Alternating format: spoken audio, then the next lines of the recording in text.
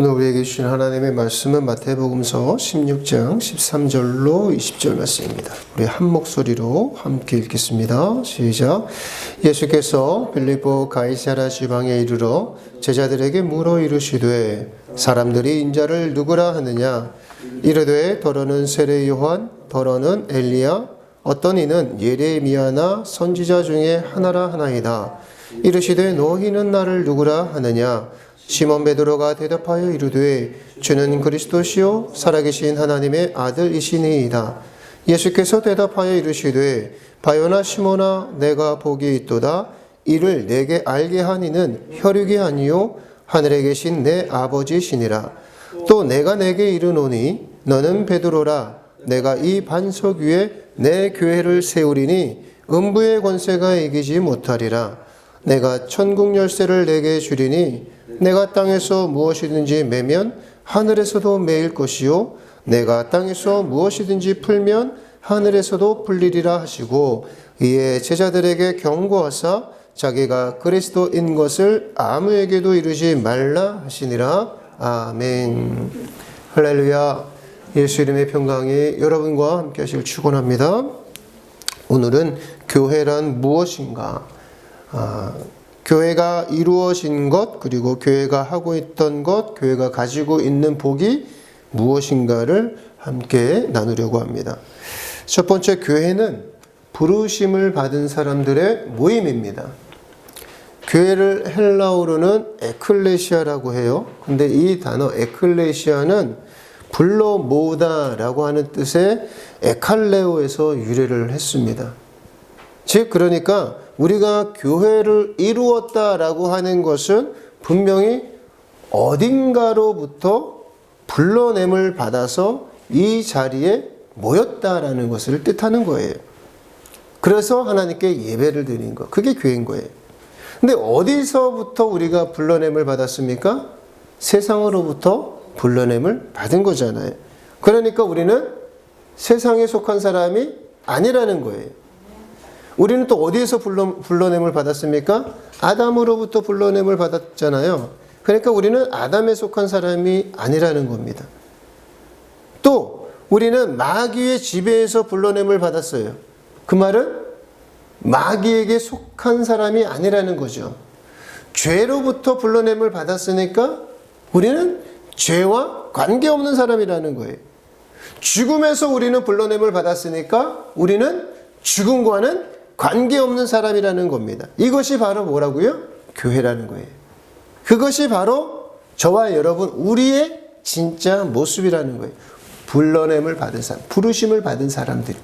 이것을 알고 계셔야 신앙생활에 내가 교회를 다닌다는 게 뭐고 내가 교회라는 것이 내가 교회구나 그것이 무슨 뜻인지를 우리는 알 수 있게 된단 말이에요. 이 부르심을 받았다, 불러냄을 당했다라고 하는 것, 비유적으로 말하면 이런 거예요. 이 세상이라는 것은 세상 권세 잡은 이 마귀가 지배하는 이 세상은 철옹성과도 같은 거예요. 단단한 성이란 말이에요. 큰 철문군이 있고 거기를 지키는, 아무도 못 나가게 지키는 큰 철옹성과도 같은 세상인데 그 안에 우리가 태어났어요. 인간이 태어났어요. 그래서 밖으로는 아무도 못 나간단 말이에요. 우리는 이 세상에서 태어나서 이 세상 안에서만 살게 되어 있었단 말이에요. 그런데 그때 세상을 이처럼 사랑하신 하나님이 이 세상 안으로 밀고 들어오신 사건이 예수 그리스도의 성육신 사건인 거예요. 이 철옹성 같은 세상을 하나님이 밀고 들어오셨어요. 그래서 하나님이신 예수님께서 이 땅에 사시다가 하나님의 뜻을 이루시고 다시 하나님 보좌 우편으로 가셨단 말이에요. 그때 무슨 문이 열렸냐? 철문이 열린 거예요. 이 철옹성과 같았던 이 세상에 문이 열려버린 사건이 생겨버린 겁니다. 이 문이 열렸기 때문에 교회라고 하는 것은 우리는 예수님 붙들고 예수님 따라서 일단 세상 밖으로 나갔단 말이에요. 그리고 예수님과 하나 되고 그리고 하나님과 하나가 되어서 그렇게 사는 존재가 교회란 말입니다. 우리라는 거예요. 그런데 예수님처럼 하나님 보좌 우편에서 우리가 계속 영영 거기서 사느냐? 그것이 아니라 우리는 다시 어디로 보냄을 받았습니까? 세상으로 보냄을 받은 존재가 우리 교회인 거예요. 우리는 나갔다가 다시 들어왔단 말이에요. 그렇지만 이제는 전에는 그 문을 나갈 수가 없었는데 이제는 우리가 한 번 열린 문이 있기 때문에 그 문을 우리는 늘 드나들 수 있는 존재인 거예요. 그런 복을 갖고 있는 존재들이 교회인 것입니다. 그래서 마태복음 오늘 읽었던 16장 18절에 보면 예수님이 뭐라고 말씀하시냐면 이 반석 위에 내 교회를 세우리니 음부의 권세가 이기지 못하리라 하셨어요. 여러분이 가지고 있는 성경책 중에 각주가 있는 성경이 있단 말이에요. 이 권세라는 단어에 무슨 각주가 붙어 있어요? 대문이라고 적혀 있잖아요.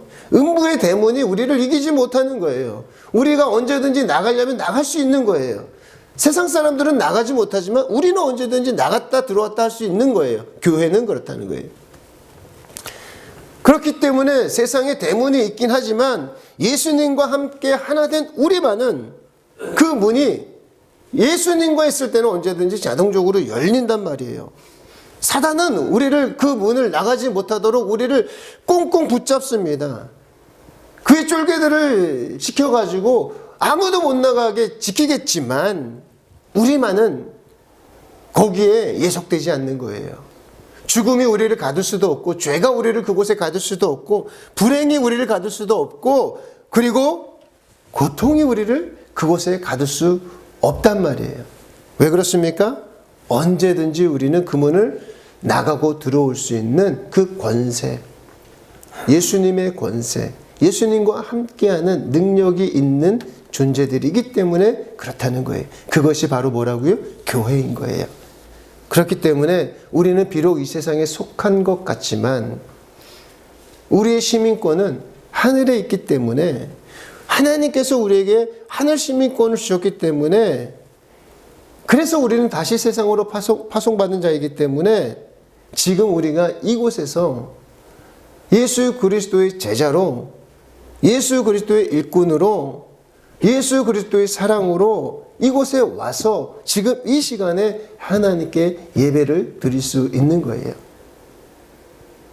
그렇지 않다면 여러분들도 저도 이곳에 있지 않았겠죠.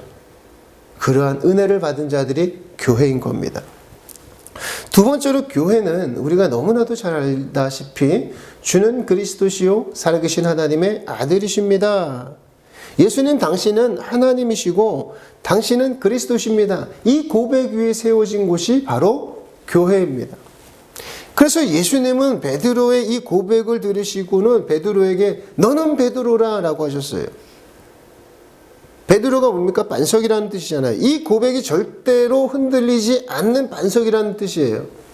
그리고 이 반석 위에 교회를 세우셨는데 베드로 위에 교회를 세우신 것이 아니라 이 고백, 예수는 그리스도시요 살아계신 하나님의 아들이십니다 라고 하는 이 고백, 이 믿음 위에 교회를 세우셨단 말이에요. 이 반석 위에 예수님께서 내 교회를 세우리니 음부의 권세가 이기지 못하리라 말씀하신 겁니다. 그렇기 때문에 교회에서는 항상 이 고백이 예수님 당신은 그리스도시요 살아계신 하나님의 아들이십니다 라고 하는 이 고백이 어디에서만은 항상 흘러넘쳐야 되는 거예요? 교회에서는. 왜? 교회는 이 고백 위에서 세워졌기 때문에 교회에서만은 이 고백이 항상 흘러넘쳐야 되고 쏟아져 나와야 되는 게 정상이에요. 오늘날 교회에 능력이 없는 것은 이 고백이 없기 때문에 그래요. 여러분이 교회인데 여러분의 삶이 하루를 눈뜨고 시작할 때 하루에 몇 번 예수님 당신은 그리스도시요 살아계신 하나님의 아들이십니까? 몇 번 고백하십니까? 한 번이라도 고백해야 되는 거예요. 근데 늘 고백해야죠. 왜? 내가 예수님의 성전이니까, 교회니까. 교회에서는 이 고백이 항상 나와야 되는 거예요. 내가 하나님의 자녀라면 이 고백을 늘 날마다 해야 되는 거예요. 이 고백이 없기 때문에 우리는 늘 날마다 세상에 지는 거예요. 이 고백이 없으니까 능력이 상실되고 이 고백이 없으니까 체험을 하지 못하는 것이고 하나님의 동행하심을 깨닫지 못해서 절망하고 좌절하고 엎어지는 거예요. 이 고백이 있다면, 이것을 시인하면 우리는 세상을 이길 수 있는 겁니다. 세 번째로 교회는 예수님의 몸이라고 그랬어요. 교회는 예수님의 교회예요. 오늘 본문 말씀에서도 예수님께서는 이 반석 위에 교회를 세우리니 이렇게 말씀하지 않으셨잖아요. 그죠? 이 반석 위에 어떻게 하신다 그랬어요? 내 교회를 세우리니 그랬잖아요. 내 교회예요. 내 교회는 누구 교회예요? 예수님의 교회인 겁니다. 만약에 그냥 이 반석 위에 교회를 세우리니 하셨다고 한다면 이 사람도 내 교회라고 그러고 저 사람도 내 교회라고. 오늘날 그런 교회가 얼마나 많습니까? 교회 개척했다고 해서 그 교회를 자기가 목사가 소유하려고 하는 교회가 얼마나 많아요. 그래서 자식한테 그 교회를 물려주려고 하고, 뭐 물려준 교회 많잖아요. 세습하고. 자기가 개척했으니까 자기 교회라고 착각하는 거예요. 교회는 분명히 누구 교회라고 했습니까? 예수님의 교회예요. 모든 교회는 예수님의 교회란 말이에요.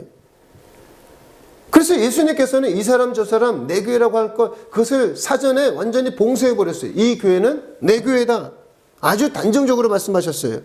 그렇기 때문에 예수님께서 원하시는 교회, 예수님께서 이뤄놓으신 교회는 누구의 것입니까? 예수님의 것입니다. 그래서 더 구체적으로 이야기하자면 교회의 머리는 누구냐? 예수님이에요. 머리가 무슨 뜻입니까? 지배자라는 뜻이잖아요. 교회의 지배자는 누가 되어야 됩니까? 예수님이 되어야 된다는 거예요. 목사와 장로, 권사, 집사, 중직자들이 교회를 지배하는 것이 아니에요. 시스템이 교회를 지배하는 것이 아니라 교회는 예수님이 지배해야만 교회인 거예요. 예수님이 지배하지 않는 교회는 교회가 아니라는 뜻인 겁니다. 예수님 뜻 따로 있고 목사 뜻 따로 있고 예수님 뜻 따로 있고 장로 뜻 따로 있고 예수님 뜻 따로 있고 교회의 의지가 따로 있고 그건 교회 아닌 거예요. 교회는 무조건 예수님의 뜻대로 가야지 교회인 거예요. 비록 바보처럼 보여도 교회는 세상 눈으로 볼 때 교회가 저렇게 운영하면 안 되는데 교회를 저렇게 하면 안 되는데 그럴지 몰라도 교회는 예수님의 뜻대로 가야 되는 거예요. 그것이 교회입니다. 예수님의 것이기 때문에 그래요. 그래서 교회는 예수님의 의지와 교회의 의지가 하나가 되어야 돼요. 여러분의 삶이 그렇다는 거예요. 여러분은 예수님 것입니다. 여러분의 인생은 여러분 것이 아니라 예수님 거예요. 예수님이 여러분을 교회 삼으셨기 때문에 여러분 뜻 따로 예수님 뜻 따로 그렇게 있는 것이 아니라 여러분과 예수님의 뜻은 일치해야 되는 거예요. 그래야지 여러분이 하나님의 것이 되는 거예요. 다시 말씀드려서 교회의 모습은 예수님의 모습이어야 되는 거예요. 근데 예수님의 모습이 무엇인지 어떻게 합니까? 성경에 나와 있잖아요. 예수님의 삶이 어떤 삶이었습니까? 하나님과 화목한 삶이었잖아요. 죄인과 친구가 되었던 삶이었잖아요. 이웃과 화목한 삶이었잖아요. 병든 자 고쳐주시고 고통받는 자와 친구가 되어주시고 그리고 사회에서 차별받는 사람들과 그들과 하나가 되어서 같이 밥을 나눠 먹고 같이 살았던 삶이 예수님의 삶 아니었습니까? 마찬가지로 교회라고 한다면 하나님과 화목이 흘러 넘쳐야 되고 교인 간에도 성도 간에도 화목이 흘러 넘쳐야 되는 것이고 그리고 또 상처받았던 것이 교회 안에서 회복되어서 삶을 회복받은 성도의 행복한 찬송이 흘러 넘치는 것이 바로 교회여야 된다는 겁니다. 행복의 외침이 흘러 넘쳐야 돼요. 교회에 갔더니 날마다 짜증나고 괴롭고 저 사람 꼴보기 싫은데 그러면 그건 뭔가가 문제 있는 거죠.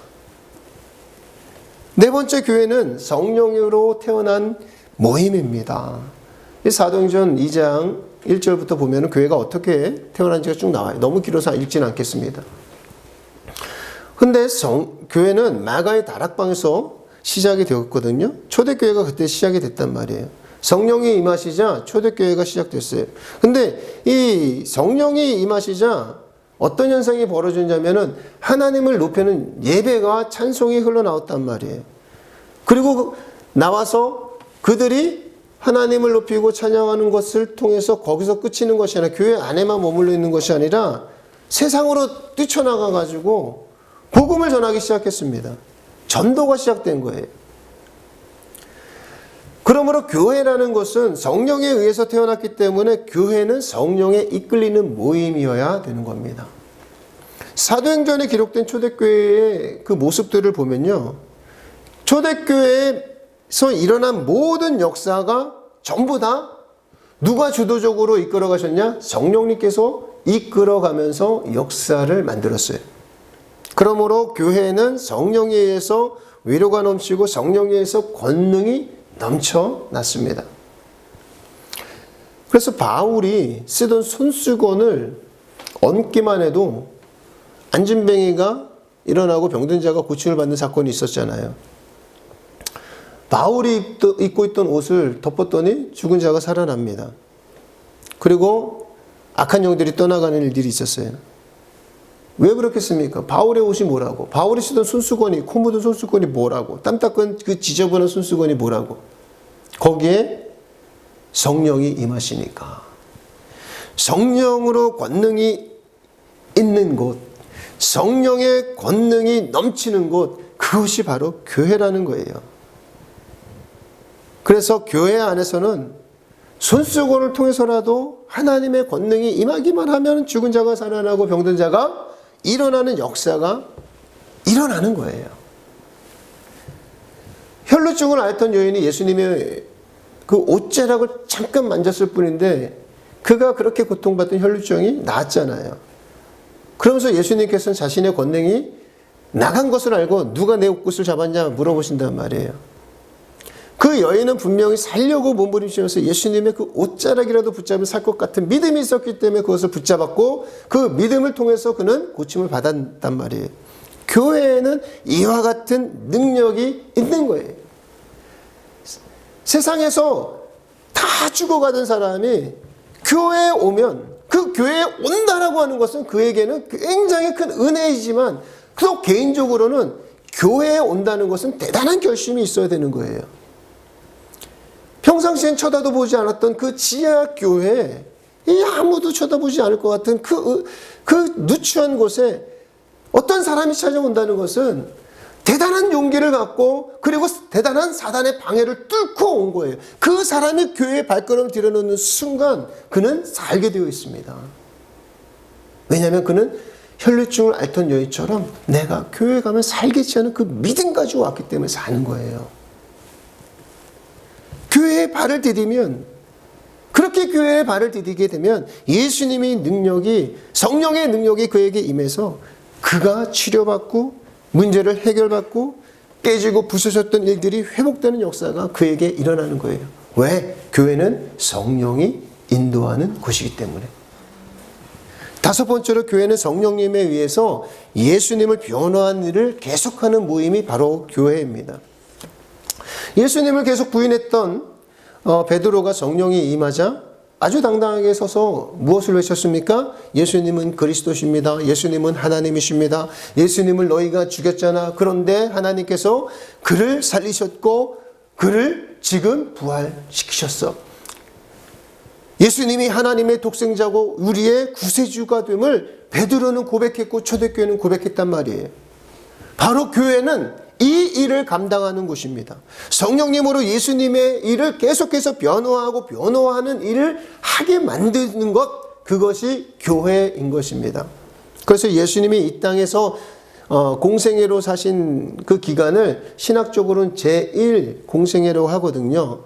근데 교회를 그럼 무엇이라고 하냐? 예수님이 사신 일을 계속 반복적으로 하기 때문에 제2 공생애를 산다라고 해요. 예수님의 제2의 공생애를 사는 것이 바로 교회인 거예요. 그럼 교회가 해야 되는 일이 뭡니까? 레크레이션만 해요? 사회봉사만 합니까? 해야죠. 즐거워야죠. 교제도 필요해요. 다 해야 됩니다. 그런데 무엇보다도 중요한 것은 교회가 해야 될 일은 예수님이 하신 일을 반복해서 하는 것을 계속하는 거예요.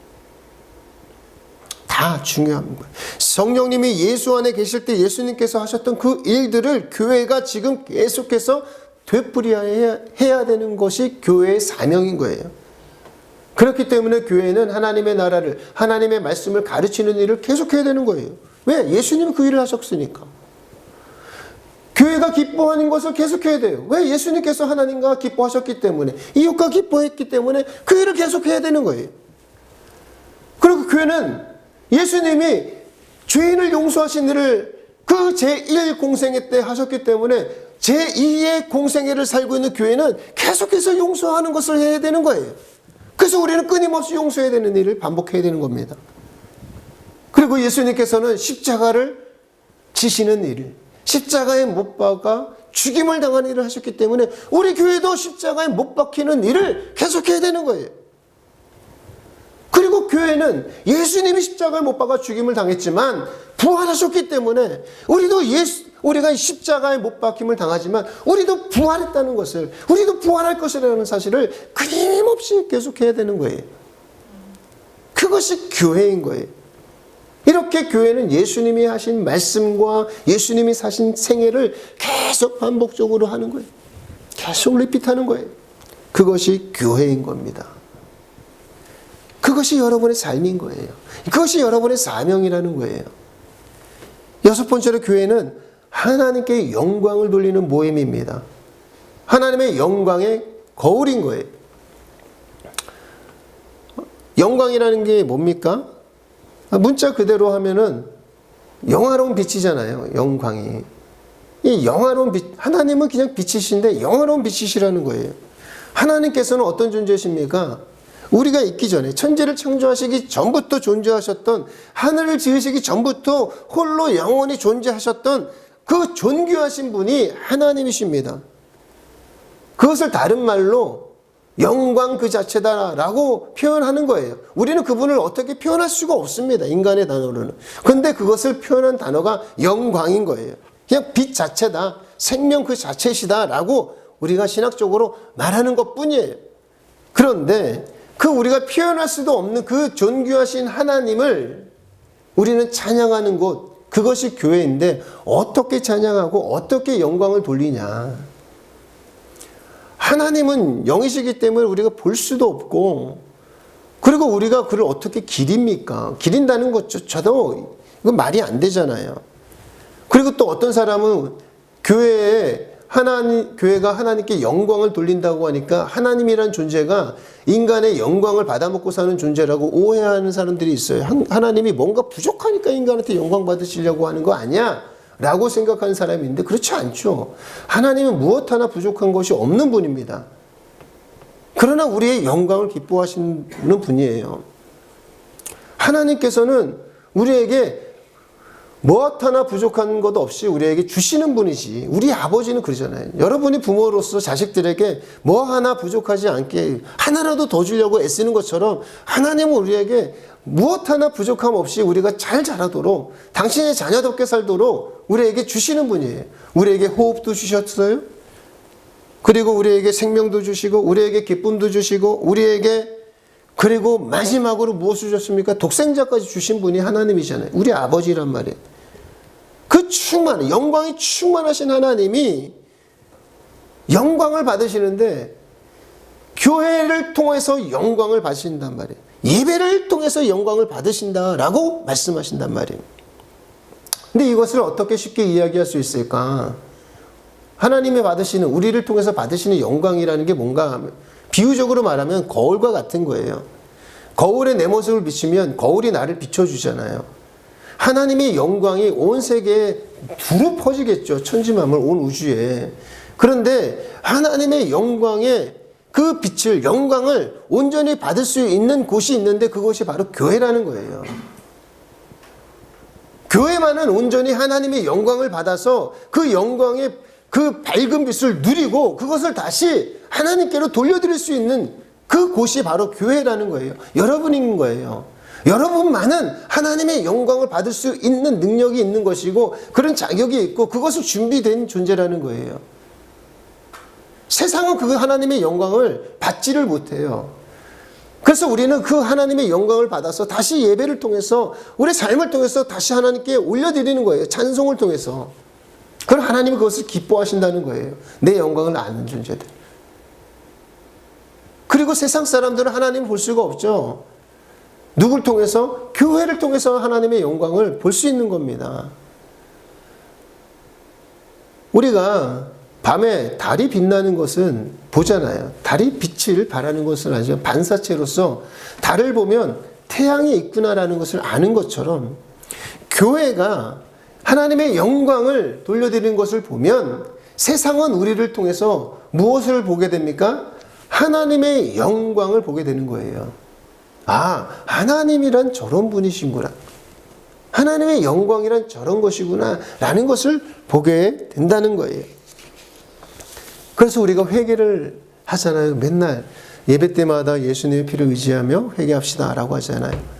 예수님의 피를 위해서 의지하면서 왜 회개를 해야 됩니까? 여러분에게 뭐 그냥 스스로 그냥 고통하라고 몰아치우라고 회개하라는 것이 아니라 우리는 하나님의 영광을 비추는 거울이기 때문에 회개를 통해서 예수님의 피를 통해서 우리의 거울을 매일 닦는 거예요. 우리 안경 쓰시는 분들은 아시겠지만 안경도 매일 닦습니다. 왜? 안경 앞에 이물질이 먼지가 많이 끼거든요.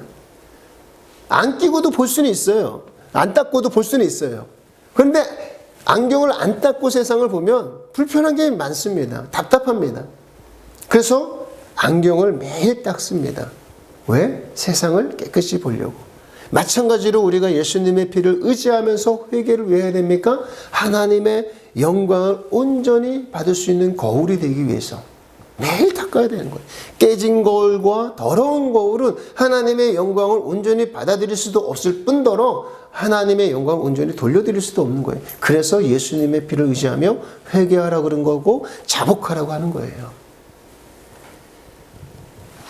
그래서 지금 이 시간에도 저와 여러분이 예배를 드리고 있는 이 순간에 하나님의 영광이 우리 위에 비추고 계십니다.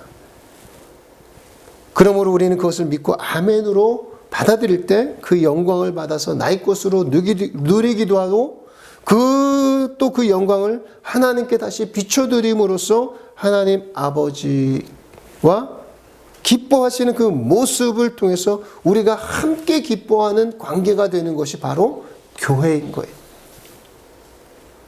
마지막으로 교회는 하나님의 복이 체험되는 모임이 바로 교회입니다. 오늘 본문 마태복음 16장 19절에서 예수님께서 직접 이렇게 말씀하셨어요. 내가 천국 열쇠를 내게 주리니 내가 땅에서 무엇이든지 매면 하늘에서도 매일 것이요 땅에서 풀면 하늘에서도 풀리리라 하셨어요. 근데 이 천국 열쇠를 누구에게 주셨다고요?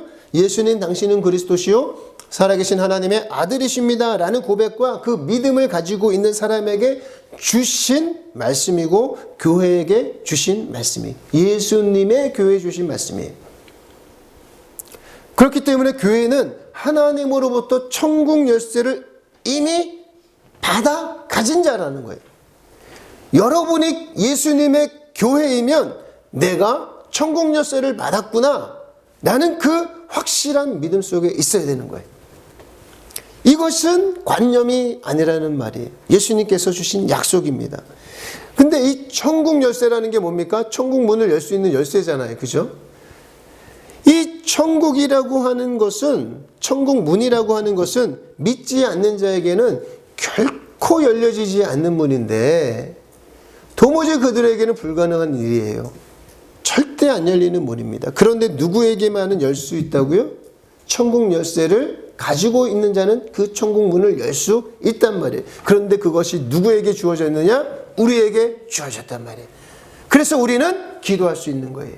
그래서 우리는 천국 열쇠를 가지고 기도하는 거예요. 하늘 문을 열 수 있는 그 천국 열쇠를 우리에게 주셨기 때문에 우리는 기도하는 거예요. 예수 이름으로 기도하는 거예요.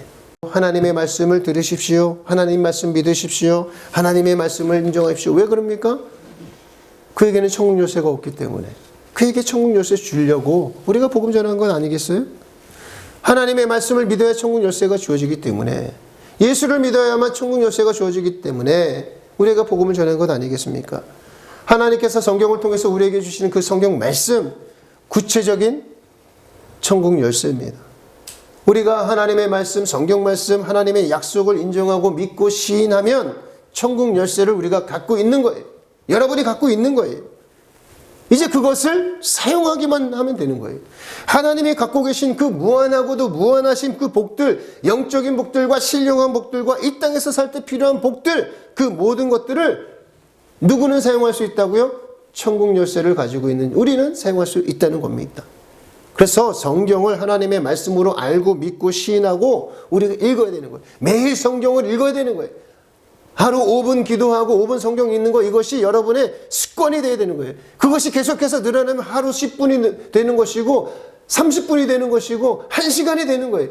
그 5분의 습관을 들이지 못하면 5분 동안 하나님의 말씀에 집중하지 못하고 드라마나 영화는 1시간이나 2시간이나 내내 보면서 성경 말씀 5분도 읽지 못하면 여러분은,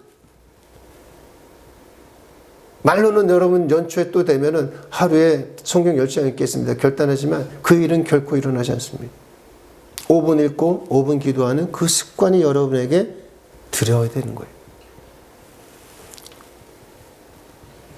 여러분이 그것을 습관을 들 때, 진짜 나는 하나님의 말씀을, 하나님을 나의 아버지로 믿고 있구나. 나는 진짜 천국 열쇠를 가지고 있는 자구나. 그것을 경험하게 될 거예요. 그렇기 때문에 여러분은 그 열쇠를 자주 사용해야 돼요. 매일 사용해야 돼요. 매일 사용해야 됩니다. 자물쇠로 찰칵 잠그신 분은 하나님이지만 자물쇠를 잠갔다고 해가지고 아무나 못 여는 건 아니에요. 열쇠가 있는 자는 열 수 있단 말이에요. 그 열쇠를 저와 여러분에게 주셨고 교회에 주셨단 말이에요. 우리만은 그 열쇠를 마음껏 열 수 있는 자녀인 거예요. 하나님께서 우리가 그 자물쇠를 열도록 열쇠를 교회에게 주셨고 그 열쇠를 예수님께서 나에게 주신 거예요. 말씀으로 주셨고 성경을 통해서 주셨고 성령을 통해서 주셨단 말이에요. 그래서 하나님의 말씀을 시인하고 시인해서 하늘의 신령한 복과 그리고 땅의 기름진 복을 마음껏 받아 누리며 찬양하고 영광 돌려야 될 것 아니겠습니까? 그러한 교회, 그러한 삶, 그러한 인생이 될 때 하나님께서는 참 고맙다. 너는 진짜 내가 사랑하는 아들이구나, 자녀구나, 딸이구나 하지 않으시겠습니까?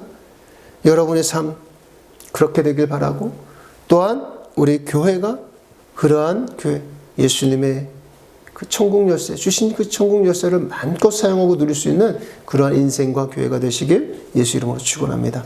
기도합시다.